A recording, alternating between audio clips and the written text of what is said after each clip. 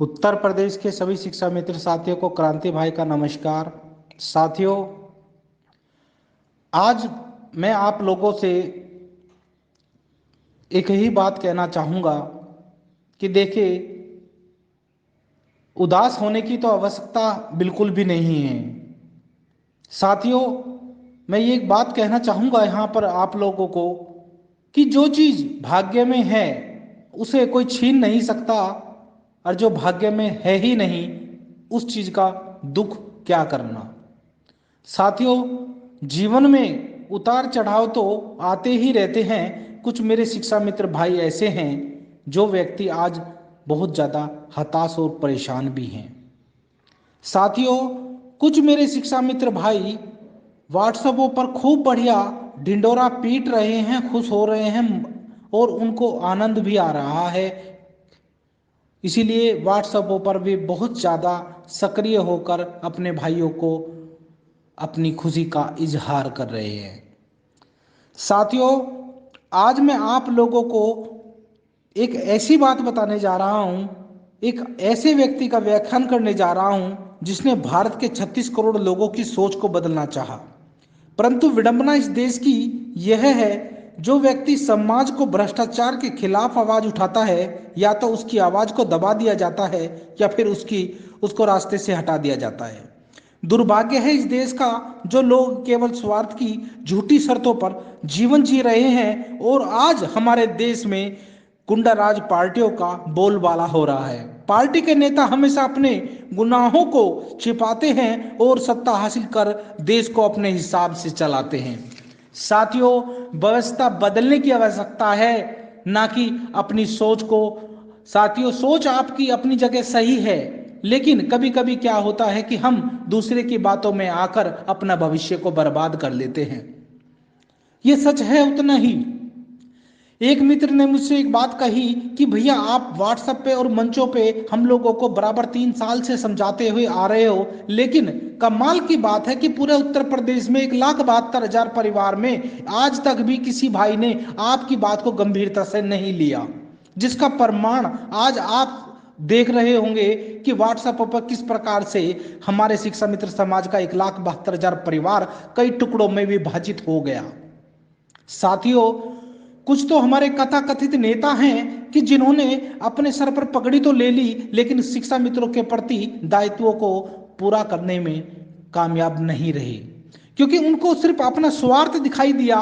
बाकी उन्होंने शिक्षा मित्रों समाज के लिए आज तक भी कोई ऐसा ठोस कदम, ऐसी रणनीति नहीं लेकर आए जिससे हमारे उत्तर प्रदेश के तमाम शिक्षा मित्रों का कोई भला हो सके। साथियों, मैं क्रांति उत्तर प्रदेश से आप सभी लोगों के बीच में हर बार आप लोगों को समझाने का प्रयास करता रहा, जटिलता के साथ आप लोगों को हर तरीके से कुशलता से आप लोगों को एक नई बात आप लोगों के सामने रखता, आप लोगों को समझाने का प्रयास किया। लेकिन आप लोगों के अंदर एक ही चीज पैदा हुई, सिर्फ एक ही, कि आप लोग उन लोगों के साथ में हमेशा खड़े होते दिखाई दिए मुझे कि जिन लोगों ने आप लोगों को एक बार नहीं 1,000 बार लूटा है। साथियों, मैं यहां पर इस ऑडियो के माध्यम से किसी नेता की बुराई नहीं कर रहा हूं, जो सत्यता है वो आप लोगों के बीच में इस वीडियो ऑडियो के माध्यम से रख रहा हूं। साथियों, इतिहास गवाह है, ये बात मैं एक बार नहीं है 1,000 बार अपनी ऑडियो में कह चुका हूं कि इतिहास उठा कर देख लीजिए, आज़ादी किसी को भी एक दिन में नहीं मिली थी। ताजमहल कभी भी एक दिन में पूरा नहीं हुआ था। यदि एक दिन में कोई चीज पूरी हुई थी तो मुझे बता दीजिए। साथियों, बिना संघर्ष के हमारा देश आजाद नहीं हुआ था। अगर हमारा देश बिना संघर्ष के आजाद होता तो आज हमारे बीच में 10 क्रांतिकारी भाई पैदा होते। आज तुम्हारे राष्ट्र में, आज आपकी जो है नेता, आज आपकी जो छवि है इस देश की, वो इस देश की जो है लोकतंत्र आज कुछ और ही होती। साथियों, जरूरत है कुछ चीजों को बदलने की, कुछ सिस्टमों को बदलने की। वजह है, पता है हम लोग क्या करते हैं? हम लोगों के अंदर एक सबसे बड़ी कमी है कि हम लोग जो है कई भागों में विभाजित हो जाते हैं। इसका मुख्य कारण क्या है? राजनीतिक पार्टियां। क्योंकि हम लोग क्या करते हैं कि हम अक्सर जब भी चुनाव का टाइम आता है तो कई भागों में बढ़ जाते हैं। कोई मेरा शिक्षा मित्र भाजपा में चला जाता है, तो कोई मेरा शिक्षा मित्र भाई जो है कांग्रेस में चला जाता है, तो कोई मेरा शिक्षा मित्र भाई जो है लोकदल में चला जाता है। लेकिन मैं आज एक बात पूछना चाहता हूं, जरा इस बात पे गौर कर लेना मेरे शिक्षा मित्र भाइयों, कि इन सभी पार्टियों ने आज तक, चलो वर्तमान की भाजपा को ही ले लीजिए, एक भाई ने कहा था, पूछा था मुझसे सवाल कि भैया ये बताइए कि भाजपा सरकार क्या शिक्षा मित्र की सबसे बड़ी हितैषी होगी? जिस प्रकार से इसने अपना संकल्प लिया है, और आप लोग इस बात को कहते हो कि भाजपा कभी भी हम लोगों के पक्षधार नहीं हो सकती, कोई पार्टी हम लोगों के कभी पक्षधार हो ही नहीं सकती, क्योंकि पार्टी स्वयं से आप एक बात ही कहते हुए आए हो कि क्रांति भाई, आपके शब्दों के अनुसार ही मैं आपकी बात को पूरा कर रहा हूं कि क्रांति भैया ये बताइए कि हमेशा आप सभी पार्टियों की बुराई करते क्यों नजर आए? तो मैं आज अपने शिक्षा मित्र भाइयों से एक बात कहना चाहता हूं, आप किसी भी पार्टी का एक बार भी जो एजेंडा है, जो ये लोग जो है आपके लिए बनाकर लाते हैं, ये उठाकर देख लीजिएगा। जो भी ये लोग जो है आप लोगों के बीच में नए नए फार्मूले तैयार करके लाते हैं, उन चीजों को आप एक बार गंभीरता से देख लीजिएगा कि आप लोगों के साथ में ये पार्टियां किस प्रकार से कार्य करती हैं। साथियों, सवाल इस बात का नहीं है कि हम लोगों का दुर्भाग्य है, सवाल इस बात का है कि ये बात दुर्भाग्य हम लोगों के साथ ही नहीं, पूरे देश के लिए दुर्भाग्य की बात है कि हम लोगों के द्वारा चुने हुए नेता हमारे ही साथ में इस प्रकार का दुर्व्यवहार करते हैं, जैसे कि हम लोग इस देश के नहीं दूसरे देश के रहने वाले हैं। लेकिन जब चुनाव सर पे आता है तो यही लोग आप लोगों के हाथ पैर जोड़ते हुए नजर आते हैं, और जैसे ही आप लोगों की कीमती वोट इन लोगों के खाते में पड़ जाती है तो ये अगले 5 साल तक आप लोगों को शकल तक नहीं दिखाते। साथियों, सत्यता उतनी ही माने रखती है जितनी आप लोग नहीं मान पाते हो। आप किसी भी पार्टी का चुनाव घोषणा पत्र उठा कर देख लीजिएगा, आपको एक ही बात नजर आएगी, कोई अलग बात नहीं है। आप भाजपा का उठा लीजिए, आप कांग्रेस का उठा लीजिए, आप जो है किसी भी जो है सपा का उठा लीजिए, बहुजन समाजवादी पार्टी का उठा लीजिए, सिर्फ एक कलर पन्ना ऊपर का फाड़ देना, जो ऊपर का इनका पन्ना होता है, जो ये किताब छपवाते हैं पूरी उसकी जो है चुनाव घोषणा की, अगर आप उस पन्ने को उखाड़ दोगे ऊपर का, तो आपको पढ़ने में क्या मिलेगा कि किसी पार्टी का वही एजेंडा पेज नंबर 1 पे मिलेगा, तो किसी का जो है वही एजेंडा पेज नंबर 15 पे मिलेगा। यदि मैं इन सब के घोषणा पत्र को अगड़म बगड़म करके आप लोगों के बीच में डाल दूं, तो आप ये नहीं बता पाओगे कि कौन सा एजेंडा किस पार्टी का है। साथियों, ये बेवकूफ बनाने वाली पार्टियां हैं। कोई भी नेता या कोई भी पार्टी जनता के लिए कार्य नहीं करती है, ये बात आपको स्वीकार करनी पड़ेगी। क्योंकि आज मैं आपको एक बात बताना चाहता हूं, कोई मेरा शिक्षा मित्र भाई, आज जो है बहुत से शिक्षा मित्र मेरे भाई हैं जो व्यवस्था बदलने की बात करते हैं, कानून बदलने की बात करते हैं।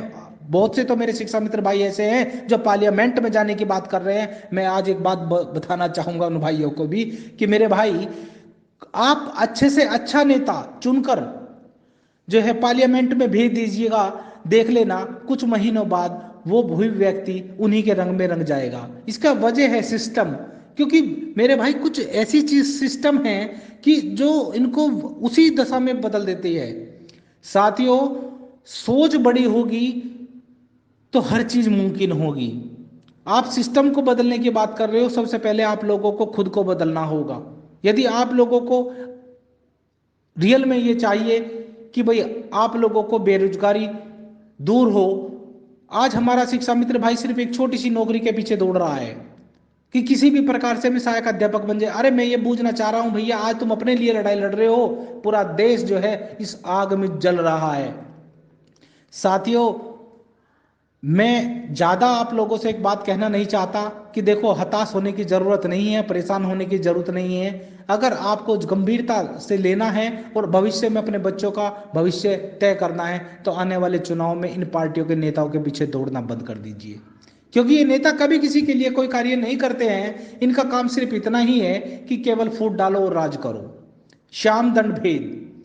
साथियों, आज उत्तर प्रदेश के शिक्षा मित्रों के बीच में क्या हो रहा है? यही तो हो रहा है। इन लोगों ने, राजनीतिक पार्टियों ने आप लोगों के बीच में श्याम दंड भेद, भाई श्याम से तो आप बदले नहीं, और जो है दंड से आप घबराए नहीं। भेद बचा, भेदभाव के बीच में आप लोगों को इन्होंने डाल दिया, आपके बीच में एक टुकड़ा डाला, आप लोग आपस में बट गए। अंग्रेजों ने एक काम किया था, आपको सभी लोग जानते हैं कि फूट डालो और राज करो। साथियों, ये वही नीति है और ये आज हमारे जो नेता हैं वो यही कार्य कर रहे हैं। आज आप लोगों में जो भगदड़ मची है भर्ती को पाने की, आज आप लोगों के बीच में जो आपस में अपने भाइयों का गला काटने की बात चल रही है और मजाक ले रहे हैं मेरे शिक्षा मित्र भाई, उन भाइयों का जिनको टेट पास लिखित परीक्षा पास नहीं हुई, उनको तरह तरह की भद्दे बातें से नवाजा जा रहा है कि तुम लोग पढ़े लिखे नहीं थे, तुम लोगों के अंदर दिमाग नहीं था, और तुम लोग अच्छे, अगर तुम भी हम लोगों की तरह पढ़ते तो शायद टेट पास कर लेते। तो मेरे भाई एक बात मैं तुम उन लोगों को एक उदाहरण देना चाहता हूँ, बड़ा सिंपल सा उदाहरण है मेरे भाई। मैंने एक असल में एक्चुअली क्या था कि मेरे पास एक रात को जो है एक भैया का फोन आया। उस भाई ने मुझसे एक प्रश्न करा कि भैया आपकी मैंने पिछली जो वीडियो थी आपने डाली थी उसमें पढ़ा, मुझे पढ़ के सुना और सुनने के बाद मुझे बड़ा दुख हुआ। मैंने उस भाई से पूछा भाई दुख क्यों हुआ तुझे? हैं, मैंने तो ऐसी कोई बात नहीं कही थी। मेरे लिए तो सारे शिक्षा मित्र समाज पूरा 1,72,000 परिवार एक ही है। मैं तो आज भी उन सबको एक ही दशा से देखता हूँ, फिर तुझे तुम्हें दुख क्यों हुआ मेरे भाई? तो उस भाई ने एक बात कही कि भैया मैं रात और दिन मेहनत करके मैंने टीईटी की परीक्षा पास की, और आप एक आम शिक्षा मित्रों के लिए हम लोगों का भी गला काट रहे हो। मैंने कहा भाई मैंने तो ऐसा कुछ कहा नहीं, बाकी आप वीडियो को दोबारा से ध्यान से पढ़ें। चलो ठीक है, मैंने मान लिया आपके बात को, कहीं मेरे मुंह से कोई ऐसा शब्द निकल गया हो तो उसके लिए मैं क्षमा प्रार्थी हूं। मेरे भाई, मैं एक सवाल मेरे से मैं पूछना चाह रहा हूं, उसका सही सही उत्तर देना कि ये बता मेरे भाई तुम्हारे पापा क्या काम करते हैं? तो उसने बताया, मुझे बड़े फटाक से उत्तर दिया कि मेरे पापा जो हैं टीचर हैं। मैं कहा अच्छा भैया, प्राइमरी में है कि इंटर कॉलेज में है? तो उस मेरे भाई ने मुझे उत्तर दिया कि मेरे पापा जो है वो इंटर कॉलेज में टीचर हैं। बहुत बढ़िया बात है भाई, तुम्हारे पापा इंटर कॉलेज में टीचर हैं। अच्छा अभी रिटायरमेंट में कितना समय? कह लेगा अभी पापा को कम से कम जो है 5-6 साल और लगेंगे। अरे बहुत बढ़िया भाई, अभी तो 5-6 साल को कोई टेंशन वाली बात ही नहीं है घर में। अच्छा मम्मी क्या काम करती है भैया आपकी? तो भैया ने बताया कि मेरी मम्मी जो है प्राइवेट टीचर है। मगर बहुत बढ़िया, कहीं में भैया? कह लगे सीबीएसई बोर्ड में मेरी मम्मी जो है सीबीएसई बोर्ड के बच्चों को जो है मेरी मम्मी जो है पढ़ाती है। मगर बहुत बढ़िया भैया, मम्मी को कितनी सैलरी मिलती होगी? कहने लगे मेरी मम्मी को 15,000 रुपये मिलते हैं। मगर बहुत बढ़िया भैया, 70,000 रुपये तो मेरे पापा को मिल रहे हैं, 15,000 रुपये तो मेरी मम्मी को मिल रही है। भैया टोटल कितना हो गया जरा? 85,000 रुपये होगा। अब मेरे भाई आपको भी कम से कम 10,000 रुपये मानदेय मिल ही रहा है ना? तो तुम्हें तो यार कोई टेंशन वाली बात ही नहीं है। तो भैया हंसने लगा, कह लगा भैया बस ऊपर वाले का आशीर्वाद है। बहुत बढ़िया भैया, भगवान करे तुझे जो है तुम्हारे घर में इसी तरीके से खुशियां बनी रही। मेरा उसके लिए ये उत्तर था। तो मैंने उससे एक भाई से एक बात पूछी, मैं कहा मेरे भाई कि देख, तुम्हारे घर में कम से कम 1 लाख रुपया महीना आता है, लेकिन आज मैं तुझे एक जीवन की सबसे बड़ी सच्चाई बता दूं। देख आज तू गंभीरता से तूने लिया तो तूने मुझे फोन किया, तूने ये प्रश्न खड़ा कर दिया कि मैं क्रांति भाई आपने जो है एक वीडियो डाल के हम लोगों के टेट पास और लिखित परीक्षा वालों के ऊपर प्रश्न चिन्ह खड़ा कर दिया। मैंने तब उससे भाई से कहा, मैं कहा भाई देख, तेरे घर में 1 लाख रुपए महीना आराम से आ रहा है, तुझे कोई टेंशन नहीं है, ठीक है? तुम 8,000 रुपए की कोचिंग बड़े धड़ाके से कर सकते हो, मानसिक रोग से आप पीड़ित नहीं हो। सिर्फ आपके पास किस चीज का बोझ था? केवल पढ़ाई का। आपको ये नहीं थी चिंता कि 8,000 रुपए आपके पास कहां से आएंगे, ठीक है मेरे भाई? आपके ऊपर ये चिंता नहीं थी कि घर को कैसे चलाना है। सिर्फ आपको सिर्फ एक ही आपके सामने जो है तथ्य था कि मुझे किसी भी प्रकार से टेट क्वालिफाइड करना है, पढ़ना है, और पैसे की तो आपको टेंशन थी ही नहीं। पापा आपको आपके घर में जो 1 लाख रुपए जो आराम से आ रहा है। मेरे शिक्षा मित्र भाई सुन मेरी बात, मेरे कुछ शिक्षा मित्र भाई ऐसे हैं जिनको मात्र 10,000 रुपये महीना प्राप्त होता है, ठीक है मेरे भाई? उनके ऊपर जो है तुम्हारे मम्मी पापा जैसे नहीं हैं, क्योंकि ऐसे मेरे शिक्षा मित्र भाई हैं जिनके कंधों पे स्वयं जिम्मेदारियां, किसी के तो माँ बाप नहीं रहे इस दुनिया में, और किसी की माँ यदि बीमार है तो वो ही लड़का जो है अपने 10,000 रुपये में अपनी माँ का इलाज करा रहा है। कोई अपने बच्चे को जो है बच्चों की फीस अदा कर रहा है उसी मानदेय से, और कोई जो है अपने घर का परिवार का पालन पोषण कर रहा है इस अल्प मानदेय में। तो मेरे भाई मैं एक बात बता रहा हूँ, उनका तो जो है दुर्भाग्य से उनके पैरों में ऐसी संकल्प पड़ गई कि वे 8,000 रुपये की टीईटी के लिए कोचिंग कैसे करते। भाई उनको आप ये मत कहिएगा कि वे अनपढ़ थे या उनके पास पढ़ने के लिए जो है बुद्धि नहीं थी। यार नौकरी जितनी तुम्हें चाहिए थी नौकरी उस भाई को भी चाहिए थी, लेकिन उसके तो जो है किस्मत ने पैरों में इतनी मोटी संकल डाल दी कि वो जो है आगे बढ़ ही नहीं पाया, क्योंकि मजबूरियों ने उसे इतना घेर लिया।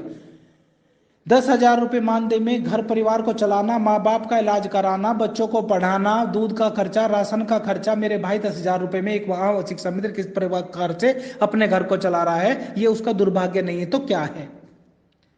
ऊपर से आपकी राजनीतिक पार्टियां, आपके नेता, आपके जो है संघ के नेता इस प्रकार की उल्टी सुद्दी भक्तियां कसते हैं, हर बार एक 15 दिन में एक जुमला छोड़ देते हैं, और ये आम शिक्षा मित्र बेचारा टेंशन में होके पता नहीं किस प्रकार से अपने परिवार को चला रहा है। भैया आप तो व्हाट्सएप से अलग हट गए, क्योंकि आपने टीटी क्वालिफाइड कर लिया, आपने तो जो है क्या नाम उसका लिखित परीक्षा पास कर ली, क्योंकि भाई तुम्हारे घर में जो है कोई टेंशन नहीं थी। लेकिन मित्र इनके स्थान पे आप खड़े होकर देखना, उन भाइयों की जगह आप खड़े होकर सोचो जरा कि मेरी वीडियो में या मेरे पर्सन में कोई ऐसी कोई बात अगर आपको बुरी लगी हो या मैंने कोई बात गलत कही हो तो आप मुझे 100 जूते मारना। मित्र 1,72,000 परिवार की आवाज उठाने के लिए मैं आज भी वही से क्रांति बाई हूं जो आपका लिए लखनऊ से दिल्ली तक पैदल चला था। मैं नहीं बदला, 1,72,000 परिवार का शिक्षा मित्र बदल गया, उसके विचार बदल गए, उसकी बात करने का तरीका बदल गया, क्योंकि इसका प्रत्यक्ष का प्रमाण मेरे पास है मेरे मित्र। साथियों देखो मैं आज आपको एक बात बताना चाहता हूं, आप लोगों ने 68,500 की भर्ती देखी।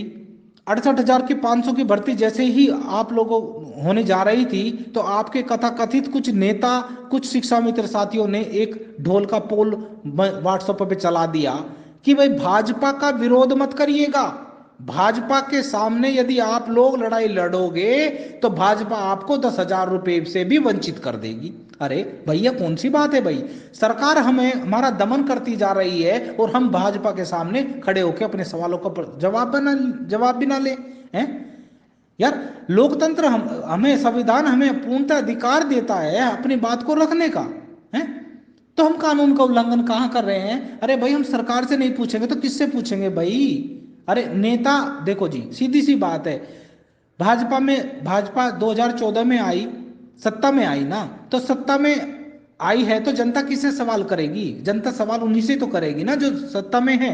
अगर यदि वे हम हमारे सवाल करने पे या हम को जो है विद्रोह बताते हैं, हम लोगों को गद्दार बताते हैं, हम लोगों को किसी अन्य पार्टी का एजेंट बताते हैं, तो ये दुर्भाग्य हमारा है नहीं है, ये दुर्भाग्य उन लोगों का है। और साथियों मैं देखो ज्यादा बात आप लोगों को कहना नहीं चाहूंगा, मैं तो एक बात जानता हूं कि अगर एकता है आप लोगों के अंदर तो अपनी एकता को जगाइए, मरने मत दीजिए इन नेताओं की वजह से।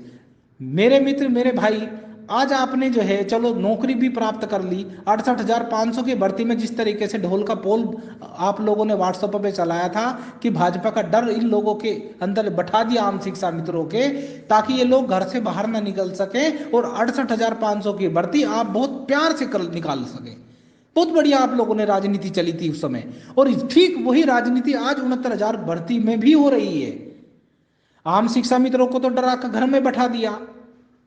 68,500 की भर्ती में जैसा कुछ लोग सहायक अध्यापक बन गए थे, आज तक उन लोगों ने तो पीछे पलट के देखा नहीं। बाकी जो कुछ लोग बचे थे वो 69,000 की भर्ती की तैयारी कर रहे हैं और भाजपा का डर आम शिक्षा मित्रों के अंदर बैठा रहे हैं।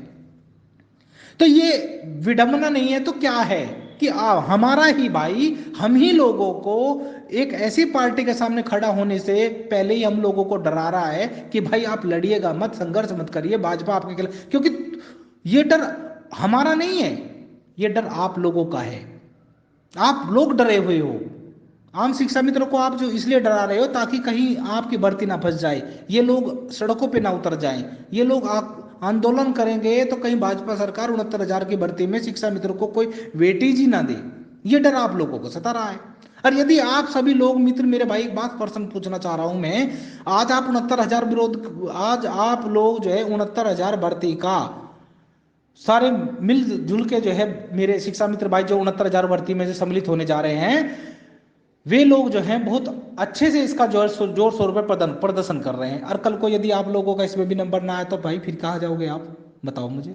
फिर भी तो आप अपने शिक्षा मित्र समाज के अंदर ही आओगे, तब भी तो आप आम शिक्षा मित्रों के साथ ही खड़े होंगे उस लाइन में। तब आप इस बात को कहोगे कि समाजवादी की भाजपा के खिलाफ भाई जो है धरना प्रदर्शन मत करो, या भाई भाजपा के खिलाफ मत लड़ो। तब आप सबसे पहले जोर लगाओगे कि भैया हम बर्बाद हो गए हैं, अब संघर्ष करने का समय है, आप लोग संघर्ष करिए। क्यों? क्योंकि आप लोगों का 69,000 की भर्ती का भी सपना टूट गया, इसलिए आप लोग ये बात कह रहे हो। तो साथियों, जो संघर्ष आपको तब करना है वो संघर्ष अब क्यों नहीं? जो काम आपको आज करना है वो आप कल के ऊपर क्यों छोड़ रहे हो?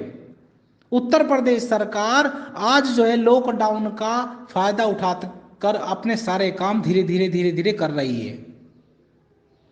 आप लोग घरों में बैठे हो, आपके नेता आप लोगों को से पहले जो है दुम दबा के खुद घरों में बैठे हैं दुब के। कहीं तुम्हें जो है आम शिक्षा मित्र ये ना कह दे कि भाई बाहर निकलो, नेताजी आपको पगड़ी दी थी शिक्षा मित्र समाज को आगे लेके चलने की, उनकी जो है जितनी भी समस्याएं हैं उनका समाधान करने के लिए। कमाल की बात है यार, हैं? अरे पगड़ी क्यों ली थी जब तुम्हारे बस की नहीं है भैया लड़ना, हैं?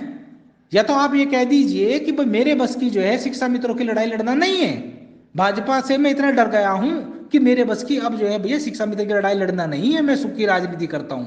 मेरे बस की जो है ना सिर्फ जो है व्हाट्सएप पे मैं बोल सकता हूं, मैं मेरे बस की जो है आमने सामने की लड़ाई लड़ना नहीं है। तो क्यों शिक्षा मित्रों को गुमराह कर रहे हो? जब आप लोगों के बस की शिक्षा मित्रों की समस्या का समाधान करना नहीं है, 68,500 की भर्ती, 69,500 की भर्ती, आम शिक्षा मित्र बेचारा रो रहा है, परेशान हो रहा है। या तो आप इन लोगों की आवाज बन के एक साथ उठाइए इनको। जिन लोगों ने ये विडंबना शिक्षा मित्रों के बीच में पैदा करी है उन नेताओं के खिलाफ आवाज क्यों नहीं उठाते? आज मेरे संगठन के प्रदेश अध्यक्ष हैं जितने भी, मैं मुंह पे बोल रहा हूं खुले मंच पर, जितेंद्र साई वो चटुकार, वो जो है दुम हिलाता फिर रहा है सबके पीछे, हैं भाजपा के, हैं गाजी जी ने इस्तीफा दे दिया, शिव कुमार शुक्ला जी निर्णय नहीं ले पा रहे हैं। कमाल की बात है यार, 2200 शिक्षा मित्र आत्महत्या कर चुका है, नेताजी जो है अपनी उसमें है। क्योंकि जो आवश्यकता किनको है भाई? आवश्यकता है उन लोगों को जिन लोगों के घर में दिया नहीं जल रहा है और भली प्रकार से अपने परिवार का पालन पोषण नहीं कर रहे हैं। उत्तर प्रदेश के सभी शिक्षा मित्र साथियों, यदि आप लोगों को अपने भविष्य अपने बच्चों की चिंता है तो जो संघर्ष आप कल पे टाल रहे हो वो संघर्ष के लिए तैयार हो जाइए, वरना आने वाला भविष्य में आप अपने बच्चों को कुछ नहीं दे पाओगे सिवाय एक कटोरे के। याद रखना। अब इससे ज्यादा मैं कुछ नहीं कहूंगा। समझदार हो तो आप अपने आप इस बात का आकलन कर लेना कि मैं किस ओर इशारा कर रहा हूं। धन्यवाद। जय हिंद। सब्सक्राइब कीजिए हमारे चैनल को और दबाइए इस बेल आइकन को ऐसी ही और भी वीडियोस देखने के लिए।